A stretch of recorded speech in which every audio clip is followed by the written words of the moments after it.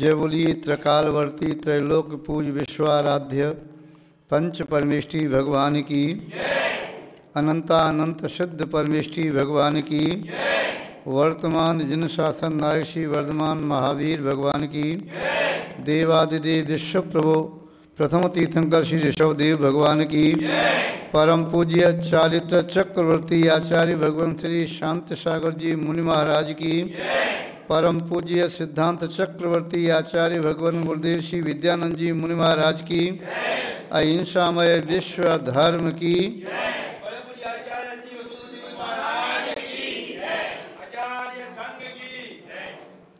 जैनम जयतु शासनम विश्व कल्याण कारकम।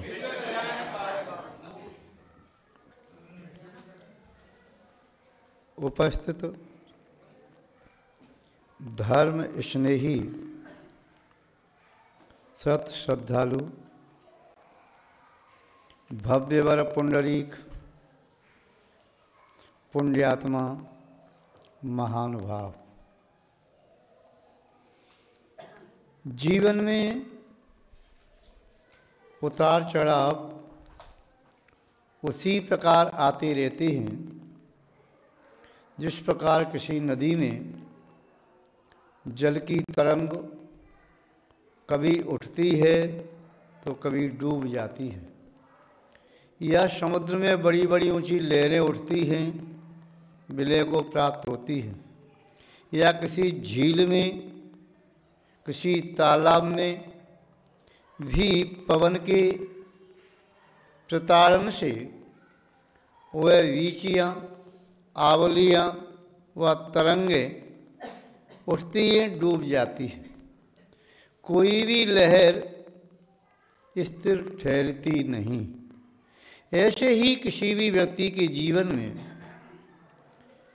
सुचिर काल तक शाश्वत रूप में पुण्य का उदय नहीं रहता, और एकांततः किसी भी व्यक्ति के जीवन में शाश्वत रूप में एक सा पाप का उदय भी नहीं होता। असंगी जीव अपना हित और अहित करने में असमर्थ होते हैं। संगी जीव शिक्षा, उपदेश, निर्देश, आलाप इत्यादि को ग्रहण करने में समर्थ होते हैं, इसलिए भी अपना हित करने में भी समर्थ होते हैं। शिक्षा, उपदेश, निर्देश, आलाप इत्यादि के माध्यम से ही संगी पंचेंद्रीय जीव हित और अहित को समझ पाते हैं, अहित का परिहार करके हित में प्रवृत्ति कर पाते हैं।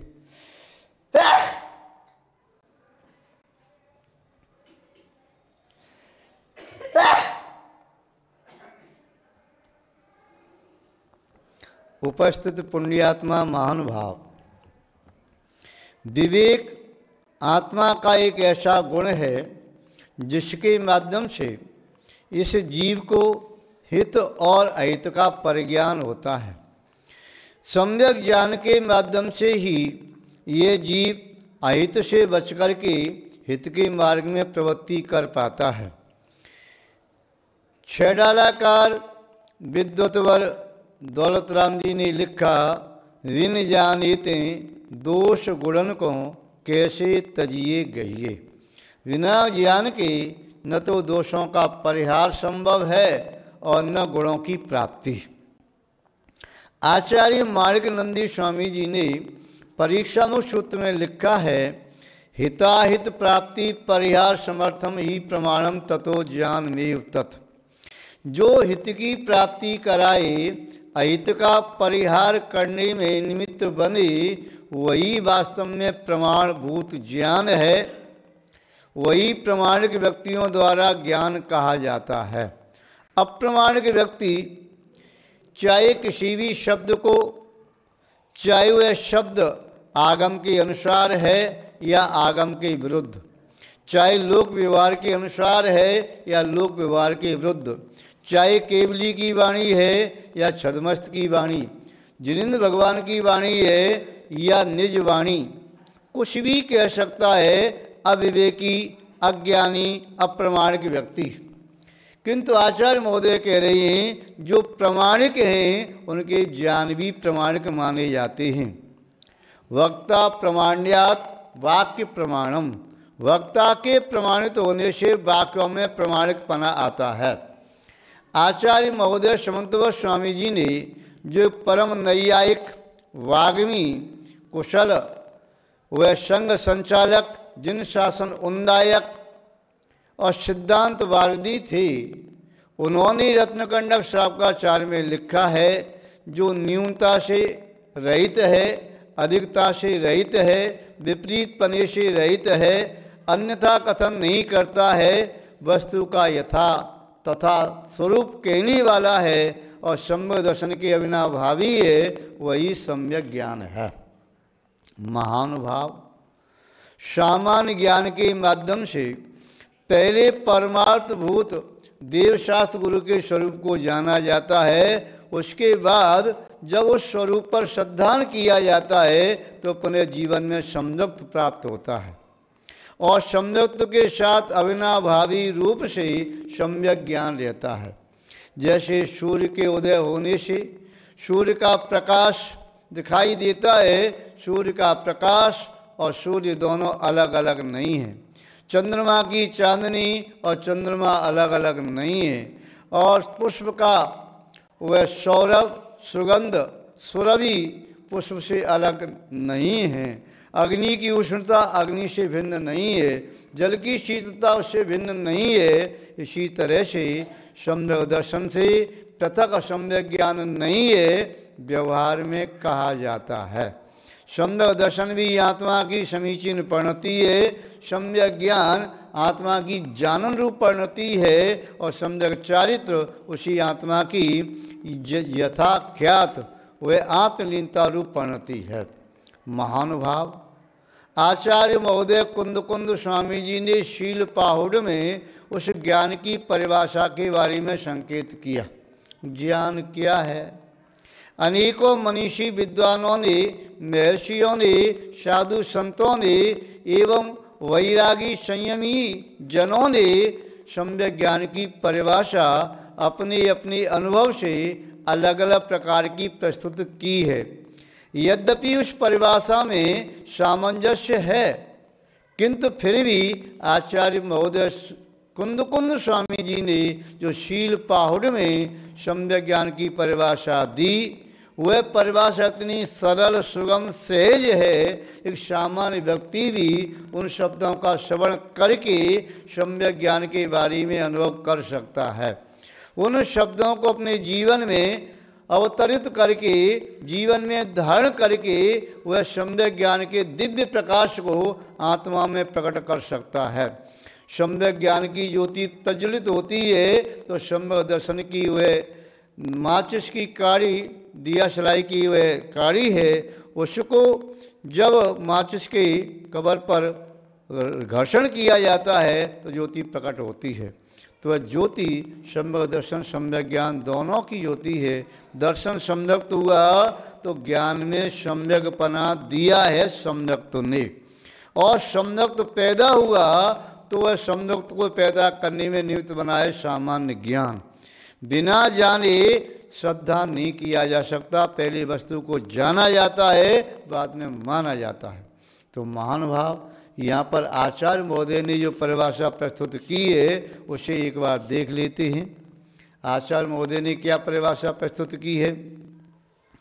अर्हन्ते स्वभक्ति सम्मतम दंशनेन सो विशुद्धम शीलम विषय विरागो राणम पुण्यकेलिशम भरियम। आचार्य महोदय कह रहे हैं अर्हन्ते स्वभक्ति, जिसकी अनंत भगवान में प्रशस्त भक्ति है। प्रशस्त कहिए तो शंका से रहित, कांक्षा से रहित। प्रशस्त भक्ति कहिए, सुभक्ति कहिए तो मूर्ता से रहित। विचिकित्सा ग्लानि वस्तु के स्वरूप को न जानते हुए जो भक्ति करते उनकी भक्ति अयथार्थ होती है। किंतु जिनकी भक्ति यथार्थ है वे वस्तु स्वरूप का यथार्थ चिंतन करते हैं, अतः संसार के किसी भी पदार्थ के प्रति उनके मन में गिलानी व जुगुप्सा का भाव नहीं आता। जिस पदार्थ का वस्तु का जैसा स्वभाव है वैसा है, नाक मुँह सिकुड़ने से क्या होगा। तो सम्यक दृष्टि वह जो भक्ति करता है, उस भक्ति करते समय न तो भक्ति में शंका है, न भगवान के स्वरूप में शंका है, न भक्ति के फल में शंका है, न स्वयं के भक्तपनी में शंका है।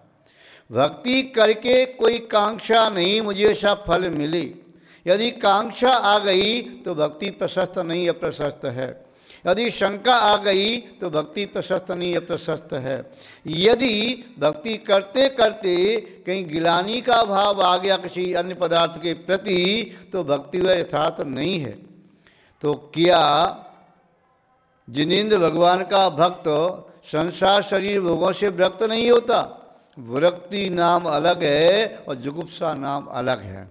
विरक्ति का नाम है उन संसार शरीर भोगों के स्वरूप को जान करके उसमें राग नहीं करना, मध्यस्थ रहना। गिलानी का अर्थ है कि आप इतराते हुए उस पदार्थ के प्रति हेय बुद्धि रखना। हेय बुद्धि रखो चाहे उपाधेय बुद्धि रखो, दोनों बुद्धि खतरनाक हैं। मध्यस्थ बुद्धि आत्महितकारक है। अरहंते स्वभक्ति, तो अनंत भगवान की प्रशस्त स्वभक्ति है, शंका कांक्षा विचिक्षा और मूर्खता से रहित। अथवा वह भक्ति करने वाला व्यक्ति वह दूसरों के दोषों को नहीं कहता, अपने अहंकार का पोषण नहीं करता। वह भक्ति करने वाला व्यक्ति दूसरे करके उठा करके बाहर नहीं करता कि मैं यहाँ बैठ के भक्ति करूँगा। वह तो भगवान की भक्ति स्थान विशेष से नहीं, वस्तु विशेष से नहीं, शब्द विशेष से नहीं, किंतु वह मन विशेष से करता है। निर्मल चित्त होता है तो भक्ति की धारा वैसे फूट पड़ती है जैसे जल किसी पहाड़ में लबालब भर जाए तो धक्का मारता है वह जल, जब प्रेशर के साथ आता है चट्टान को तोड़ करके झरना फूट पड़ता है और झरना बहता हुआ नदी का रूप ले लेता है। ऐसे ही श्रद्धा जब बलवती होती है तो पूरे भक्ति की धारा प्रवाहित हो जाती है। जब श्रद्धा का पुष्प आत्मा के वृक्ष पर खिलता है तो उसमें भक्ति की सुगंध अपनी आप आती है। जब आत्मा के इस क्षितिज पर श्रद्धा के बादल मर जाते हैं और पुनः पवन चले तो आपस में बादल ताड़ित होते हैं, मेघ संघर्षण करते हैं तो पुनः जल वर्षा हो जाती है भक्ति की। यदि श्रद्धा की वांसुरी, श्रद्धा की वीणा चित्त में उत्पन्न हो गई है तो भक्ति का संगीत अवश्य फूटेगा ही फूटेगा।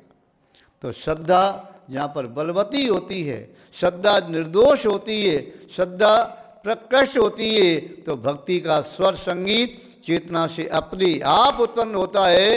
कहना नहीं पड़ता भगवान का अभिषेक करो, कहना नहीं पड़ता भगवान की पूजा करो, कहना नहीं पड़ता भगवान की आरती करो, कहना नहीं पड़ता शांति धारा करो, कहना नहीं पड़ता भगवान की स्तुति वंदना आदि पढ़ो। स्वतः ही मन से जब विशुद्ध वर्णा निश्चित होती हैं तो जो भी शब्द निकल के जाते हैं वही उत्कृष्ट भक्ति बन जाते हैं। तो अरहंतेश्वर भक्ति अनंत भगवान जिसकी प्रशस्त भक्ति है वही है सम्यक दंशणीण सुविशुद्धम। वह सम्यक तो जिसका विशुद्ध हो रहा है भक्ति करने से, वह सम्यक दर्शन निर्मलता को प्राप्त हो रहा है, वह सम्यक दर्शन अडिग हो रहा है, अभी कच्चा नहीं है। कच्चा घड़ा टूट जाता है, लघु पादप थोड़ा उखाड़ो उखड़ जाता है, जड़ें कम गहरी हैं, हवा के झोंके से उखड़ जाएगा, टूट जाएगा। किंतु जिसे भक्ति के जल से सिंचित किया है ऐसा श्रद्धा का वह पादप अपनी जड़ें गहरी करता चला जाता है, जड़ें गहरी हो जाती हैं। तो भक्ति के जहाँ अंकुर फूट रहे हैं श्रद्धा के उस पादप पर, तो वहाँ पर वह अचल हो जाता है, सम्यक जिसका अडिग हो जाता है, निश्चल हो जाता है। ऐसा वह भक्त जब भक्ति में रंग जाता है तो फिर आचार्य महोदय कह रहे हैं स्वतः ही उसके चित्त में विषय कषायों से भी विरक्ति हो जाती है। शीलम विषय विरागो, शील क्या है? शील शब्द के कई अर्थ हैं। शील माने स्वभाव, पैढ़ीशील साहब। शील माने ब्रह्मचर्य व्रत। शील माने शावक के साथ व्रत, 3 गुणव्रत, 4 शिक्षाव्रत। शील माने स्वभाव। और यहाँ पर आचार्य महोदय कह रही हैं शीलम विषय विरागो, पंच इंद्रिय के विषयों से विरक्ति, यही शील है। शीलम विषय विरागो, जिसके जीवन में 2 चीज़ें हैं, अनंत भगवान के प्रति अनीचा भक्ति है, अकाट भक्ति है, शब्दातीत भक्ति है, भक्ति में जो आनंद आ रहा है, और पंच इंद्रिय के विषयों से, शरीर से, भोगों से परम वैराग्य का भाव है। राणम पुण्य कीर्षम बढ़ियम, हे भव्य जीव, अब बता ज्ञान इसके अलावा और क्या चीज़ है। तूने ज्ञान के फल को प्राप्त कर लिया, अब निश्चित हो गया यही ज्ञान है। ज्ञान का फल है वैराग्य, ज्ञान का फल है संवेग, ज्ञान का फल है संयम, ज्ञान का फल है तप, ज्ञान का फल है ध्यान, प्रशस्त ध्यान। कौन सा ज्ञान? सम्यक ज्ञान। मिथ्या ज्ञान को तो अज्ञान कहते हैं, कुज्ञान कहते हैं, तो यहाँ ज्ञान शब्द से सम्यक ज्ञान ही ग्रहण करना चाहिए। राणा पुण्य कीर्षम बढ़ियम, इसके अलावा ज्ञान और क्या चीज़ होती है? महानुभाव। जीवन में जब ज्ञान होता है तो वह व्यक्ति महान होता है। साधक ज्ञान से संपन्न है तो दान में प्रवृत्ति करता है, पूजा में प्रवृत्ति करता है। श्रवण यदि ज्ञान से, आत्मज्ञान से संपन्न है तो वह श्रवण तप में प्रवृत्ति करता है और आत्म ध्यान में, प्रसिद्ध ध्यान में प्रवृत्ति करता है। महानुभाव, ये ज्ञान का फल दिखाई दे रहा है। आचार्य महोदय ने ज्ञान के 2 फल बताए, अनंत भगवान की भक्ति और संसार शरीर भोगों से विरक्ति। जिस पेड़ पर आम का फल लगा हुआ है, अब पूछने की आवश्यकता नहीं भैया किसका पेड़ है, प्रमाण है आम का पेड़ है। जिस पेड़ पर यदि पपीता लगा हुआ है तो पपीते का, केला लगा हुआ है तो केले का, अमरूद लगा हुआ है तो अमरूद का, अनार लगा हुआ है तो अनार का, जो फल लगा हुआ है तो उसी का पेड़ है। ऐसे ही जिस पर ये वैराग्य का फल, अनंत भगवान की भक्ति का फल लगा है, तो आचार्य महोदय कह रहे वही तो सम्यक ज्ञान का पेड़ है।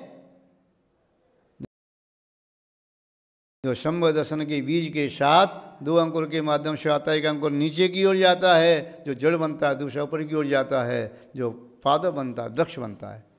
तो महानुभाव, यहाँ पर आचार्य महोदय ने सम्यक ज्ञान की परिभाषा दी। इस सम्यक ज्ञान की परिभाषा को भी हृदयंगम करना है, क्योंकि दूर से पैसा देखने पर वस्तुएं नहीं खरीदी जा सकती। अपनी अंटी में दाम हो तो पैसा दे करके वस्तु मिलती है। इसी प्रकार सम्यक ज्ञान आत्मा की पूंजी है। आपके पास सम्यक ज्ञान होगा तो उसके माध्यम से आप वैराग्य को, संवेग को, संयम को, तप को, प्रशस्त ध्यान को खरीद सकते हो। और सम्यक ज्ञान की पूंजी नहीं है तो निर्धन। फिर कर्म रूपी वैरी क्या करेगा? ज्ञान धन मेरो हर्यो। वह कर्म रूपी वैरी ज्ञान रूपी धन को हरण कर लेगा, और जिसके ऊपर ज्ञान रूपी धन है तो कर्म उसका बाल बाल कार्य करता। जिसके पास ज्ञान का खड़ग है, ज्ञान के अस्त्र शस्त्र हैं, तो वहाँ पर विषय कषाय रूपी शत्रु टिक नहीं पाते। महानुभाव, आपके जीवन में वो सम्यक ज्ञान के शाश्वत नंदादीप का प्रवर्धन हो, आपके चित्त में सम्यक ज्ञान का शाश्वत नंदादीप प्रज्वलित हो, आपके चित्त में वो सम्यक ज्ञान के नंदादीप के प्रवर्धमान से, प्रज्वलन से मिथ्यात्व, अज्ञान और संयम का अंधकार तिरोहित हो और आप भी मोक्ष मार्गी बने। आपकी आत्मा मोक्ष मार्गी बन करके मोक्ष को प्राप्त करे, ऐसी हम आपके प्रति शुभ भावना रखते हैं।